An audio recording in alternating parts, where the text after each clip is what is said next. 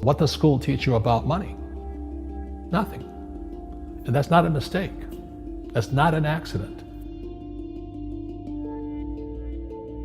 The way to keep the poor and middle class working hard is never teach them what the rich know.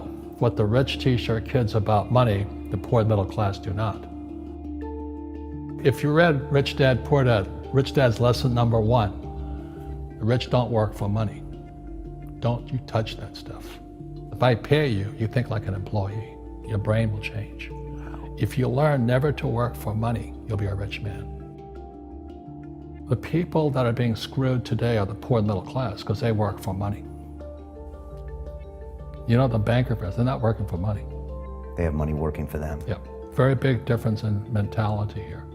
What is financial education? It's not get a job, work hard, save money, and invest in a well-diversified portfolio of stocks, bonds, mutual funds, and ETFs. That's not it. The financial industry is 2 things, debt and taxes. Debt and taxes. And we still tell kids to go to school, get a job, work hard, save money, and get out of debt. Now, who tells them to do that? That's the most ridiculous thing there is. The book starts and it says, lie number 1, saving money will make you rich. Yeah, it never will. You know that. We're all taught that as kids. Yeah, because they can print it. Why would you save it and why would you work for it if they can print it faster than you can work for it? And number 2 is they keep dropping the interest rates on it. You know, Japan still has zero interest rate policy. And the Japanese are the biggest savers in the world. And I'm Japanese and 4th generation. They're not too bright. Right. Why do you keep saving when they're printing it? You know, when I'm in Japan, that's what I mean by fear. They're so afraid because the Japanese, good culture, but they do as they're told. Right. It's very conformist. Very conformist, very conformist. So they just do as they're told, and then they just save money, and their government, this guy Abenomics, is just printing trillions of it and buying ETFs with it, and they don't know what to do. They're afraid they might make a mistake. They're good little students in school. Go to school, get a job, don't make mistakes. So what happens to the average person in a financial crash, they don't know what to do. And right now, as you know, for the middle class of the world, we're in a crash. You know, the purchasing power of the yen, the euro, the rupiah, all going down. And people are working harder and harder and harder, and the central banks of the world are printing more money. And so if someone's listening to us that's stuck in that poor middle class trap and they hear it's their fear that ultimately is keeping them from that, that's a hard thing to hear, Robert. But you're going to give them the information about what they can do if they can get out of that fear. Well, every time I do a lot of speaking to the masses out there, you know, Lehman doesn't invite me in because we're gone, but they go, well, what, you know, it's so risky. What you're saying is risky. And I said, what I do isn't risky for me, but it's risky for you. And when somebody says, what is risk? You have to look in the mirror. Do you know what I mean? For me to fly in Vietnam, that was high risk. But the higher the risk, the more you have to study. You know that, I know that. So if you're not gonna study, you're not gonna practice and all that, then you should do what Wall Street tells you to do. Buy 401ks, mutual funds, ETFs and all that.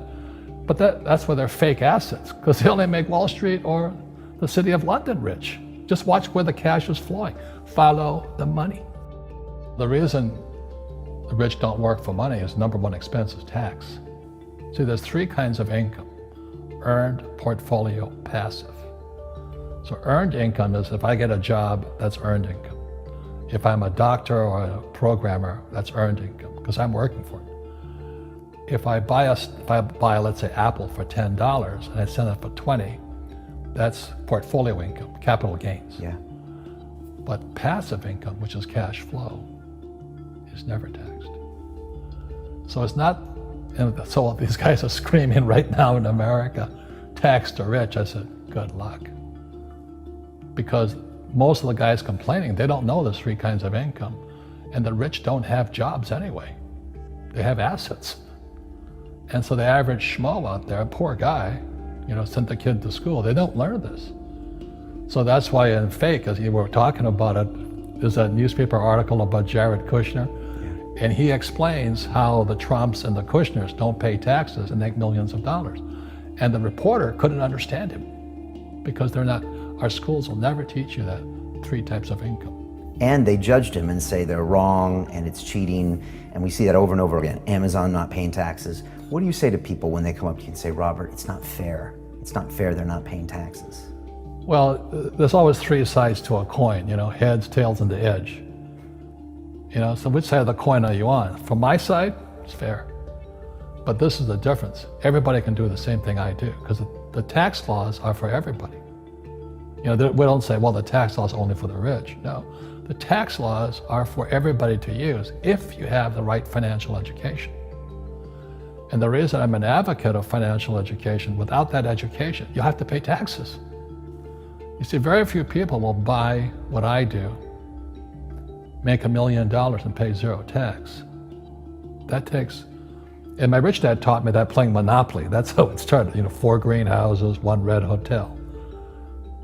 Or the McDonald's formula, I write about it here. McDonald's, Ray Kroc. Yeah. McDonald's is in the real estate business. So they sell hamburgers, but they buy real estate, so they pay no taxes. You know, this guy Bezos, well, he's $16 billion. How much tax did they pay on that $16 billion? 0. And that's all legal. Anyone can do it. Everybody can do but it. Most people lack the education. Correct. So Jared learned about money when he was a kid by watching his father, by watching these people invest in real estate, and said, wow, not only do you get to make the money, you get to keep the money. That's a big problem a lot of people don't understand. They, oh, look how much money I made, but how much did you keep? Because that could be half. How much tax did you pay? Right, what tax did you pay? And so you always say, this is the law. The law is true for every citizen. You can do it, but most people just don't do it. Sometimes, like you said, they don't have the education, but you need to have a plan if you're gonna go do risky things. Well, it's not risky. I mean, to me, what's risky is having a job and paying taxes. Yeah. And saving money because they're printing it.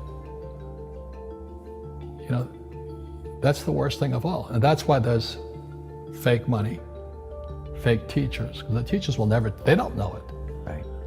And fake assets, because Wall Street or the City of London or Lehman Brothers or Goldman and all, they're not going to tell you this. Yeah. How are there billionaire bankers today? Aren't they supposed to be watching your money, you know? You said in here also, the greatest asset you have is your mind. What does that mean? If you really want to be rich, take a class on real estate. Once you understand real estate is based on debt, learn how to use debt as money. So that once you learn how to use debt as money, you can never say, I can't afford it. You see, because the banks will give you, so the banks, after the crash of 2008, the banks gave me $300 million tax-free to buy real estate that the idiots had lost. I hate this, and then they were idiots because the prices were so high. Why would you buy it at the top of a market? Don't you know that's going to crash? They, oh, no. This is, you know, that was the subprime, was the derivatives market, the MBSs and all that stuff. Had driven the price of real estate so high, and the rest of us were just waiting. And then when the whole thing came crashing down, all this real estate was now available. And they needed, you know, the Fed and those guys in the Treasury needed guys like us to go in there. So Wall Street gave us hundreds of millions of dollars to mop up all that real estate these guys had lost. Now, it's fair because everybody could do it. Right. So, you know, when I asked the average guy, I said, why don't you use debt? They can't even get a loan because their scores, their FICO scores, I don't even have them here, are so bad. Right. So that's what's going on in the world today. It's fake money, fake teachers, fake assets. The school teachers will never tell you that because they don't know it. My poor dad never knew that. And they think the rich are crooks. The rich just play by different laws. The rules are the same, but you have to do what the government wants you to do. Never say, I can't afford it. Ask yourself, how can I? The reason I have so much money is because I don't say I can't do it. I just go, how can I do it? And I just go and do it. I make a lot of mistakes, but that's how I learn. How can I? It's just a matter of personal willpower, which is spiritual. Just saying, if they can do it, I can do it. And how can I? How can I? And I think as you once said, words become flesh. Yep.